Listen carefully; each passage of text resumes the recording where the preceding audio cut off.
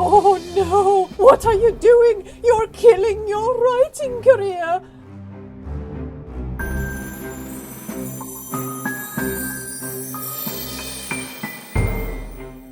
I see writers doing it every day. One of these 3 things to kill their writing careers, and I'm afraid you may be doing it too.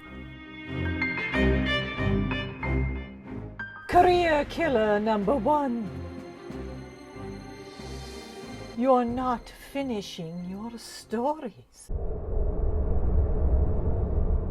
You have 3, 5, 10, or even more perhaps, sitting in your computer or in your file unfinished. Perhaps you've only finished 1 or maybe none at all. This is a surefire way to kill your writing career, dearie. You must finish the stories. If you don't finish them, there's nothing to publish. It's the same as doing nothing at all. Please get help. Hire a book coach. Hire an editor. Go to a workshop. It's only by finishing stories that we learn how to truly write stories. Otherwise, your writing career is dead before you've even started.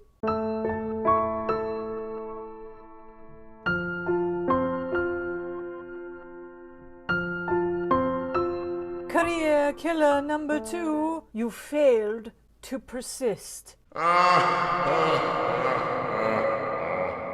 My friend Charlie is here for this one because he knows what it means to persist. If you've ever noticed a spider at work, he spends all this time creating this elaborate web so he can trap his dinner for the night, he hopes, and then someone clumsy comes along and sweeps it away or steps it away or walks through it or something, and the whole thing is destroyed and he has to start all over again.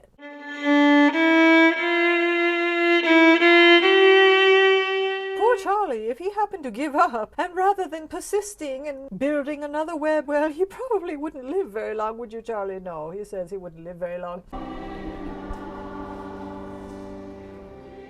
You, very similarly, will not be a writer for very long if you don't persist. I see far too many writers killing their writing careers by failing to persist, and many times they will tell you, "Oh no, I'm still working on it." Really?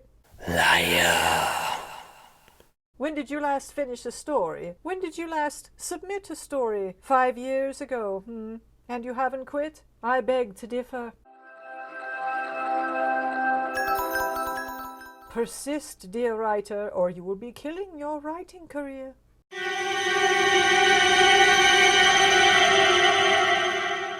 Career killer number 3, failing to face your fears. Dear writer, you must be honest with yourself about what you're afraid of. We all have our different fears. Some of us fear rejection. Some of us fear humiliation if we put a book out on the market and it doesn't sell. Some of us fear that what we put on the page will not live up to the grand ideas we had about it. Some of us fear all of these things.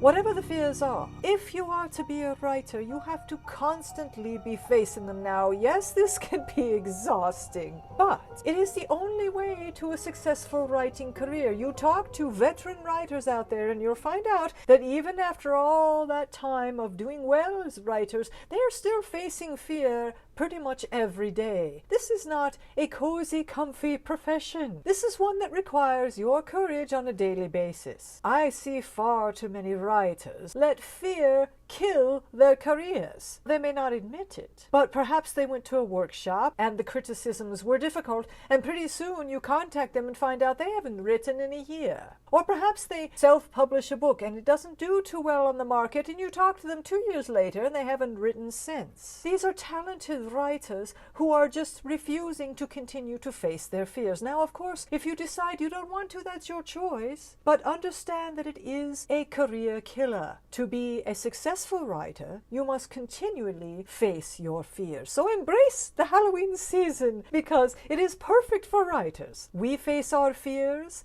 every day. One more thing that Charlie asked me to ask you, and that is, if you've overcome a certain fear that you had as a writer and you persisted and pushed through anyway, we'd love to hear about it.